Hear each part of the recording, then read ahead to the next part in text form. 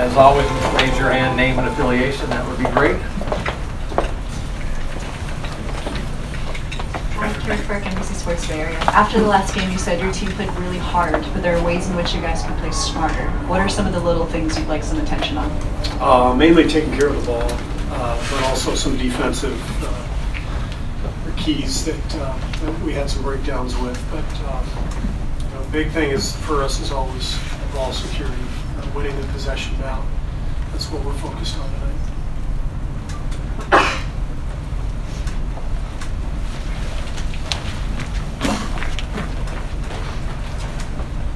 Amber Lee, KTVU. How do you guys stay hungry? It's your third trip. We have a lot of competitive guys who like to win, and you have to take advantage of these situations when they arise in the NBA, whether you're coaching or playing. You get into this spot where you got a good team, you got a chance, you got to go for it. I think if guys aren't hungry and they're not motivated, there's something wrong. So we know our team's done okay the last few years, so I trust them to be motivated and hungry. Fourth row center. Charlie Smith from ESPN. Were you aware that KD was going to apologize for getting kicked out of the game? No. So you didn't tell him to do it? I didn't know. No. Oh, okay. No, he did that on his own. So we talked a little bit as a team yesterday about poise and all that stuff, and he knows, he's got to be careful with the technicals now. He's off to a pretty fast start, and you get to 7, that's a suspension. So our guys are aware of that. Tim Calicon, The Athletic. Steve, you mentioned this before, the count and teams that go deeper are the ones obviously more under the gun. Team that loses the first round isn't under the gun if you get these technicals. Have you guys pressed this to the league? Have you done anything to try to see if you can change the system where you or any other team that isn't going deep is not under the gun as much with these accumulating technicals and flagrant fouls? Yeah, I mean, it hasn't gotten very far. We've brought it up, but it doesn't. You don't get a lot of sympathy. So these are the rules, and that's fine. We've got to adhere to the rules. We just got to be poised and be disciplined, and we'll be all right. Monty Poole, NBC Sports Bay Area. Steve, both Andre and Looney came off the bench and played really well the other day. What did you see from them, and what do they need to do to keep at the rate they're going right now? They just have to be themselves. I mean, that's who they are. What you saw the other night is Andre and Looney at their best defensively, and the awareness at both ends. Just catching the ball and running a little dribble handoff with Steph for an open jumper, setting a good screen on a set like Looney did. Those are things that these guys have been doing for the last couple of years in Looney's case, and really for a lot longer than that in Andre's. So both very, very bright, smart players, and they're huge parts of our team if the stats don't always show. Steve, Larry Beal, ABC7, how you doing? There have been some upsets in other series in the East. If you watch any of the shows or listen to the radio or whatever. I don't do that. Yeah, well, it's wise to avoid. But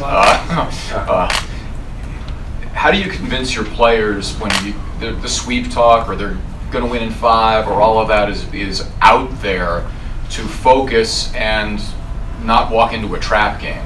Yeah. Well, you warn them, and one of the things I talk about occasionally is I've always believed that there's a pattern to some of these playoff series that if you're at home and you have an easy game in game 1, game 2 is going to be harder. Just human nature. And the flip side is sometimes true too. If you have a tough win, squeak out a win without playing that well, I think that weighs more in your favor. Like you're still angry. You want to show that you can play better. And I'm not sure how I would describe game 1. It was somewhere in between. We won the game on the scoreboard relatively easily, but I didn't think it was that easy. So in my mind, we've got to play better, and our players, when we've talked to them about it, they got to be aware that Clippers outplayed us in game 1.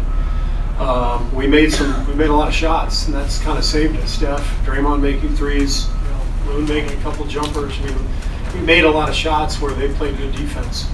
So this is going to be tough, and you warn them, and then you hope for the best. But at least it's not the NCAA tournament where if you lose, you're done. You get another shot, and that's why there's an ebb and a flow to these series that you have to navigate.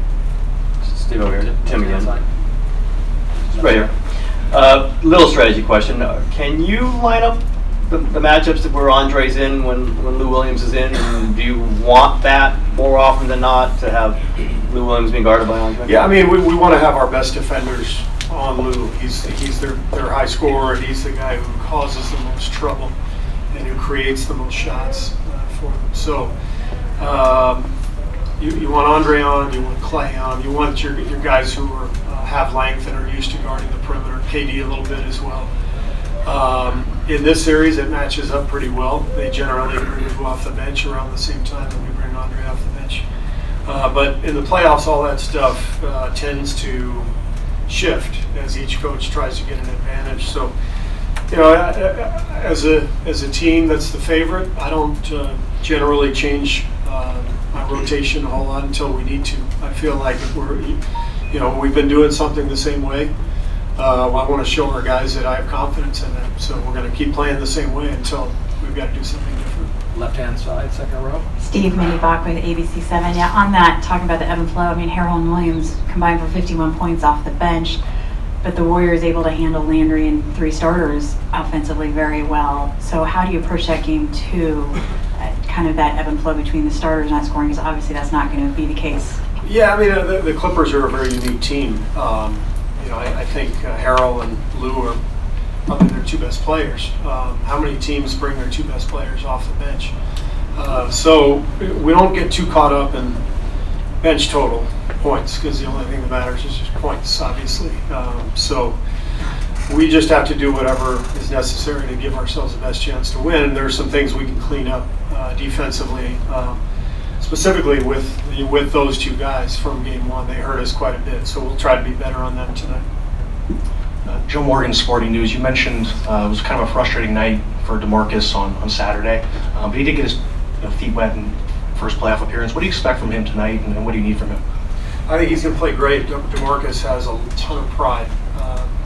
He is obviously a great talent, an all-star, all that, but you've seen his passion, his energy, his emotion. Well, he's frustrated the other night. He was frustrated, and I've seen him have big games for us this year.